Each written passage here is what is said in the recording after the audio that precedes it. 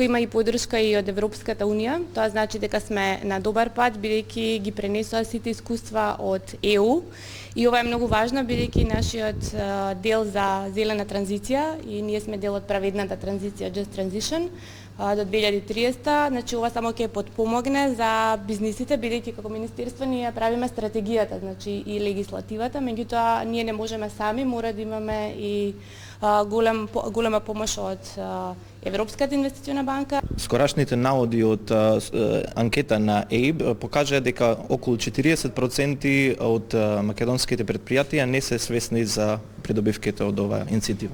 Околу 27% од компаниите признаваат дека имаат оваа иницијатива има предности, а 30% од предпријатијата согледуваат дека може да имаат раст во приходите. Обврските се обврски и во принцип ако компаниите имаат проблем, ќе разговараме на темата колку е тоа одложување што им е потребно за да го фатат приклучокот.